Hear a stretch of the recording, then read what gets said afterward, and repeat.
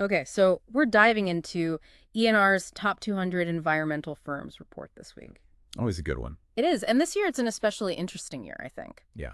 So before we even get into the specifics, the report opens with this number, $138.9 billion in Yeah. revenue for 2022. It's a big number. That's a huge number, and we always say that oh, this sector's booming, but this really drives it home. Right. And it's not just a number on a page, right? We're Mhm. talking about real world impact when it comes to the environment. Exactly. This is about addressing legacy pollution, Yeah. tackling these emerging contaminants like PFAS that everyone's talking about. Yeah. It's about ensuring clean water for a growing population. I mean, the list goes on and on. So what's driving this incredible growth? Because honestly, $138.9 billion, It's a lot of zeros. it's a lot of zeros. Where's all that money coming from? Well, it's a perfect storm of opportunity right now. Yeah. You've got the Inflation Reduction Act pumping billions into clean energy and decarbonization. Right. You've got new infrastructure spending finally happening. How long overdue? Yeah, absolutely. And then on top of that, you have this global push for sustainability that's only gaining momentum. It's like everyone's finally waking up to the fact that we can't just trash the planet and expect it to keep providing for us. Exactly. Uh, The economics are finally starting to make sense for a lot of these solutions that environmental firms have been championing for years. Okay, so let's dig into some of the specifics here because the report breaks down the revenue by market sector, which I found really interesting. Sure. Hazardous waste is still the biggest chunk of the pie, right? Yeah, it is, 24.7% of the total revenue, which is pretty substantial. So we're still dealing with the sins of the past, so to speak. Yeah, those Superfund sites aren't going to clean themselves up, unfortunately. That's a long and expensive process, and it's going to keep environmental firms busy for decades to come. Right, those are like the environmental skeletons in our nation's closet. That's one way to put it. Yeah. But what's interesting is that while hazardous waste is still a major market, the report really emphasizes the rise of PFAS. Yeah, I noticed that too. It seems like PFAS is everywhere these days. It's in our water, our food, even our bloodstreams. So it's not surprising that it's becoming a major focus for the environmental services industry. Right? It's the emerging contaminant on everyone's radar. And for good reason. These forever chemicals are incredibly persistent in the environment, and they've been linked to a whole host of health problems. So what makes PFAS so different and so difficult to deal with? I mean, we've been cleaning up oil spills and hazardous waste sites for decades. What makes this so special? It comes down to the chemical structure. PFAS molecules are incredibly stable. That's why they call them forever chemicals. They don't break down easily in the environment, so traditional treatment methods often fall short. So we're talking about a whole new ballgame when it comes to remediation. Exactly. We need specialized technologies and a much deeper understanding of how these chemicals behave to effectively remove or contain them. It's not just a matter of digging up contaminated soil and hauling it away. And the report highlighted some companies that are really taking the lead on PFAS remediation, like Clean Harbors. Right? They're heavily involved in developing and implementing PFAS treatment systems, and they're even working on ways to prevent future releases. It's not just about cleaning up the mess, it's about stopping it at the source. Which is always the goal, right? Absolutely. Yeah. And it's not just Clean Harbors. The report also mentioned STS Engineers. They're doing some really innovative work turning landfill gas into renewable natural gas, and that's partially driven by PFAS concerns. Okay, so this tiny chemical is creating massive headaches and opportunities for the environmental services industry. Absolutely. It's a huge challenge, but it's also driving innovation and investment in new technologies. And that's good news for the environment and for the companies that are leading the charge. And it's not just about PFAS, right? The report also highlighted water supply and wastewater treatment as major markets making up a combined 32.5% of revenue. Yeah, those are always going to be huge areas of focus, just given the essential nature of water. Exactly. We need it to survive. Exactly. And the challenges are only becoming more complex with aging infrastructure, population growth, and increasingly stringent water quality regulations. Right. It's not just about having enough water. It's about having clean, safe water. Exactly. And that requires significant investment in treatment technologies, infrastructure upgrades, and ongoing monitoring. So it's a constant battle to stay ahead of the curve. It is. And the report highlighted how firms are tackling these challenges head on.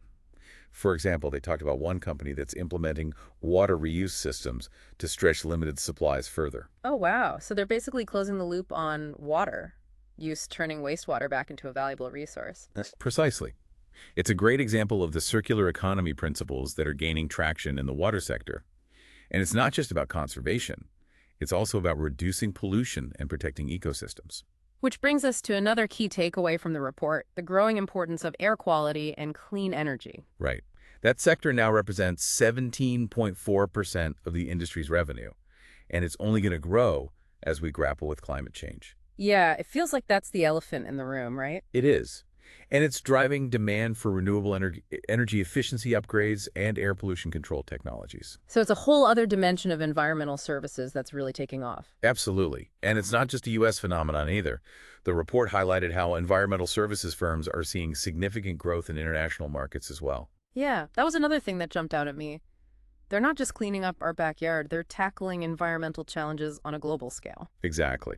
Non-U.S. revenue climbed to $65.6 billion last year, which is... Like, that's almost half of their total revenue. It is. And it's being driven by many of the same factors we've been discussing. Climate change, aging infrastructure, a growing awareness of the importance of sustainability. It's interesting how these global trends are creating both challenges and opportunities for the environmental services industry. For sure.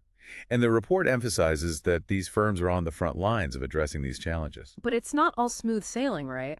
The report also acknowledged some of the headwinds these companies are facing. Right, they didn't shy away from the challenges at all. One CEO was quoted saying that inflation is like trying to nail jelly to a wall when it comes to bidding on projects. Oh, man. I can relate to that in other areas of life, too. It's tough. And delays are becoming more and more common. Some projects are being pushed back over a year.